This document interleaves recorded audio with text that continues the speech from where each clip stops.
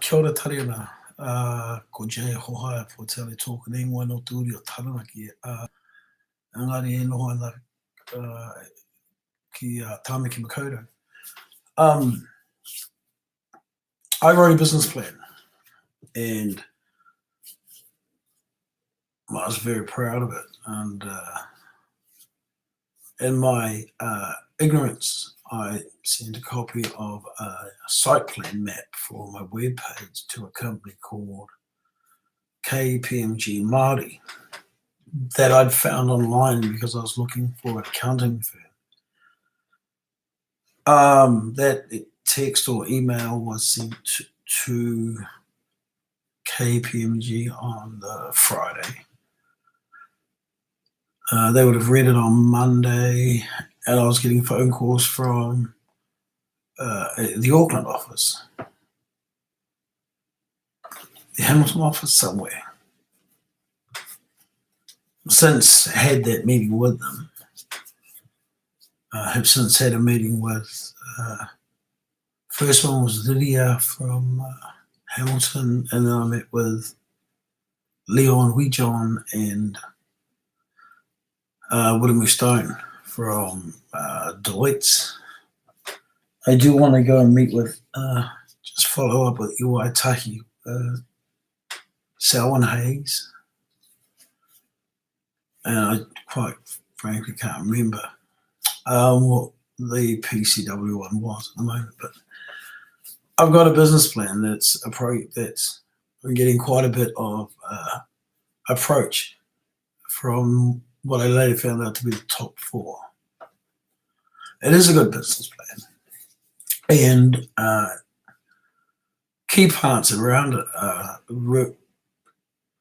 I suppose I have two very simple philosophies, I suppose, of people before profits and doing it differently. And I think that's key, and if we're going to do things for our Māori people, that we kind of really need to start doing things differently, to the point that the idea is for the company to, well, when it was in New Zealand, was to start an orphanake with a 56,000 square foot farm that was then, what may well be one farm may well be owned by 100 different whānau hapu or in that immediate area.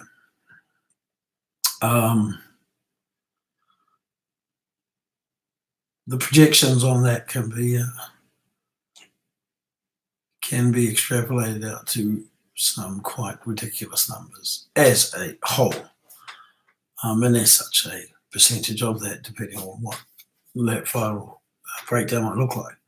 But it starts actually putting industry back into local hapu or whānau, because while I understand some of the greatest profits that have been made by iwi over the last so many years, I've yet to see it impact on a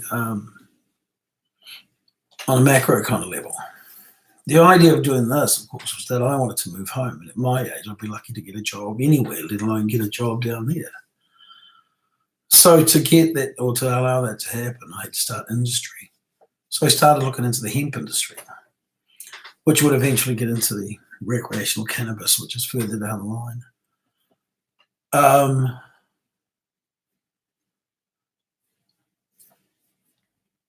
The numbers are quite ridiculous.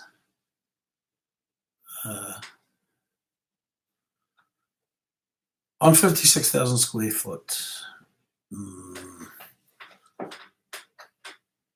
one farm, but then why aren't we doing this other hapu, another iwi? Other whānau, other hapu.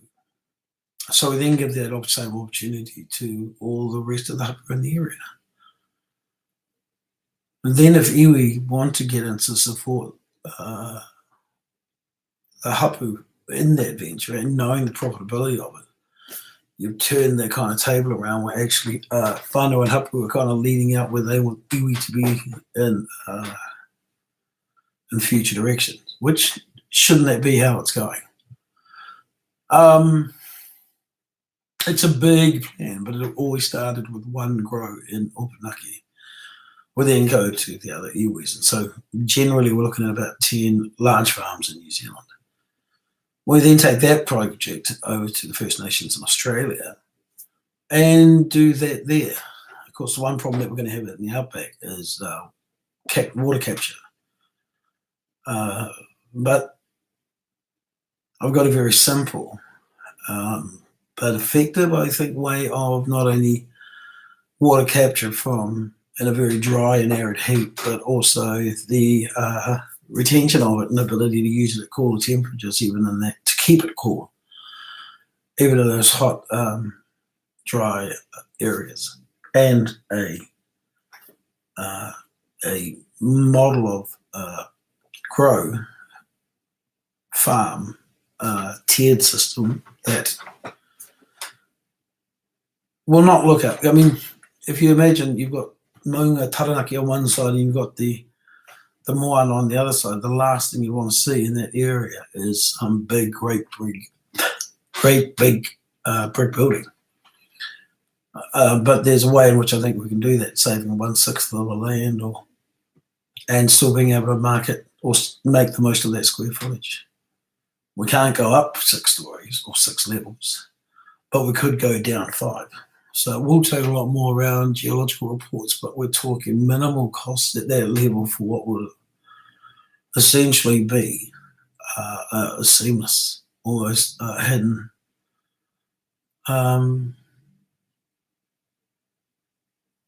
horizon where you're only really ever going to enjoy the beauty. And even where it is viewed, it's seamlessly or hidden into or purposely stuck out to create an art piece in itself. So 1,000 across Australia, and then we're into the UK. So as a Māori or as a New Zealander, I can open a company up in Australia, but I'm not the one who's wanting to start it. Of course, what I'm wanting them there is how we support First Nations. They own the land, they own the building, we simply fit it out. We're the new McDonald's, as well as a whole lot of other franchises that will run out. I think 11 different franchises. But the difference being we're running those franchises, well, just the same as McDonald's do, but with the central starting point of Taranaki, and then out through the other iwi, out to the First Nations, out to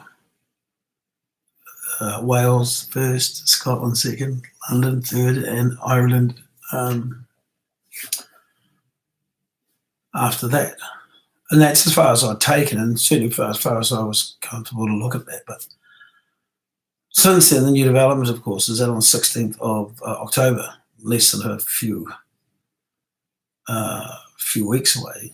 Canada starts to become one of the first major sick countries with as little restrictions as was possible, but I think no different to what the most Commonwealth countries are going to be doing.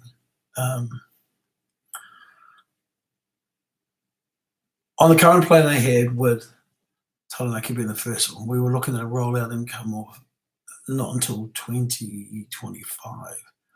So there was still a lot of slow work that was going on, and still quite comfortable with where it was going. The approach by what became the top 4 hasn't stopped me from carrying on the work I've been doing, except Canada has come into the picture. And so with that in mind, we're going over to see what that might look like and where that company and business might be, how we can best support those First Nations to do it, and give us, I suppose, it's a test bed to see how it works over there and what we can do to improve those situations first.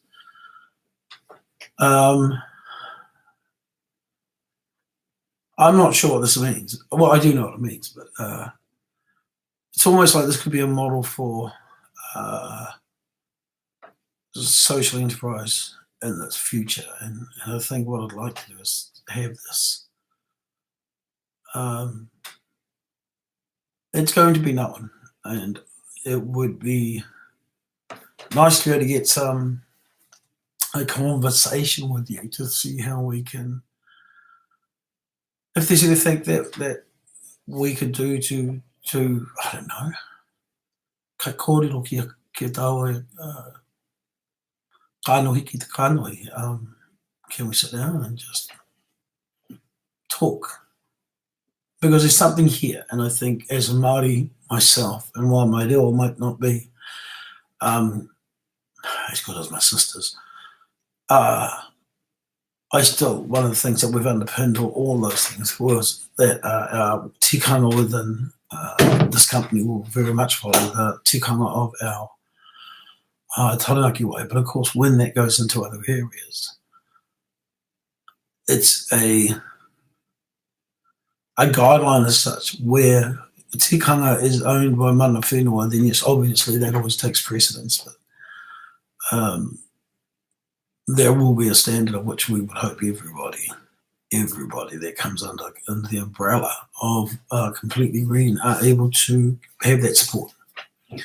So there's a whole lot of things. This is only a few of them: electric cars, hemp,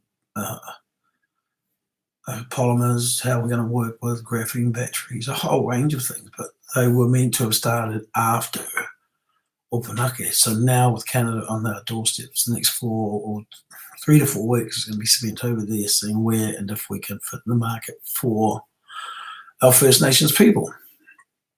Is this a conversation you'd like to have? And if so, how can we make this happen?